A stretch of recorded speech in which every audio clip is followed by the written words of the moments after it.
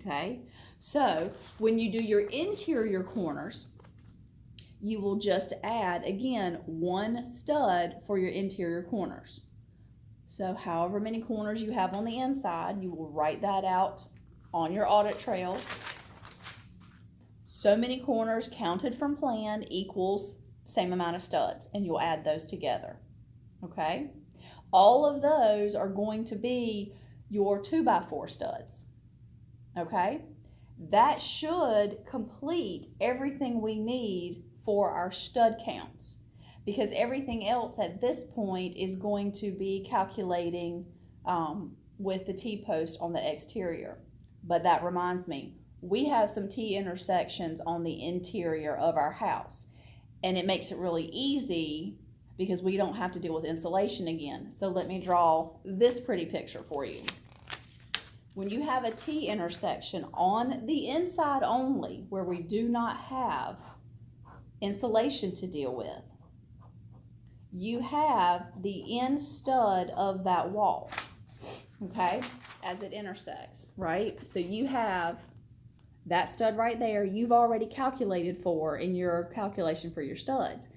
But with a T intersection, you need to have a stud on each side so that you have a spot right here and here that you can nail this sheetrock into. So for every T intersection, which means I have a wall that ties into another wall and it makes a T intersection, not a corner, a T intersection, I will need to add 2 studs for. So that is one more calculation to add to calculate for studs. So again, you will go on your plans and you'll look for those T intersections. Now, to give you an example, the wall right here, let's see if you can see this. This wall right here that splits up the 2 closets for both the bedrooms, there's a T intersection right there, and there's another T intersection right there. So that's 4 more studs you would need to incorporate, 2 on this one and 2 on this one. Look at where the 2 walls on the inside only intersect into this wall in the house. Well, guess what? Both of those are T intersections. So you're going to need to include 2 more studs for each one of those walls. So very simply put, go through your plan. Now, for corners and for these T intersections, you can use circles, you can use triangles, you can use squares, octagons, hexagons, polygons, whatever shape you want. Use a different color if you want to. Make them all circles and make your T intersections in pink and your corners in purple. I don't care, whatever you want to do, just so that you have them documented on your plan, because it backs up the notes and information that you put here on your audit trail. Okay, so once you have all that calculated, that should be the total number of studs that you have that are 2x4s to use for the house. Okay, when you get all that written out and you have that total, finally it goes on this sheet of paper and you're done with that portion. All right, for the top plates, now it is 2 2x4s. So whatever you have listed for your bottom plates, now your bottom plates we did not take out for doors. Do not take out for doors. The bottom plate still has to be installed. Your framers will go back and they will cut that bottom plate out wherever the door is supposed to be located. So we still have to purchase the material and the material still gets used, which makes it easy because whatever number you have for bottom plates, you will double that number, times it by 2, and that is your top plate number, okay? Now, I kind of jumped ahead a little bit. If you notice, your next item is your interior T-posts, your 2 2x4s. You already have that number. You can add it here and just make a note that it's already included in the stud count. Your exterior T-posts are a little different. These we are using 2x6s. So let me draw you another picture. Your exterior T-post is important because we have insulation on the exterior wall, okay?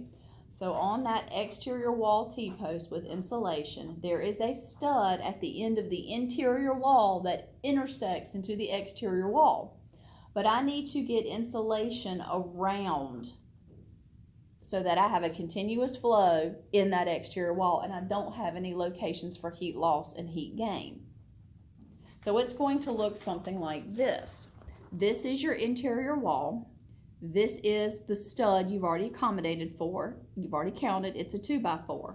This is the new stud. It's a 2x6. This allows the insulation. Yes, it will get a little scrunched in here, but a little scrunched is better than no insulation at all. And then it will continue on through, and we will not have any heat loss or heat gain happening in this part. Okay, so for every T intersection on your exterior walls only, you will add one 2x6 stud. Again, every time one of these walls intersects right here with the exterior wall, this is where a 2x6 stud over here and over here will happen. Okay, so you'll need to count those up. Again, circles, squares, pinks, purples, whatever color you want, whatever naming system you want. Those need to be there, and it will be a count from your floor plan. Again, that will need to go in your audit trail on your scope of work on that yellow sheet of paper for the engineering pad.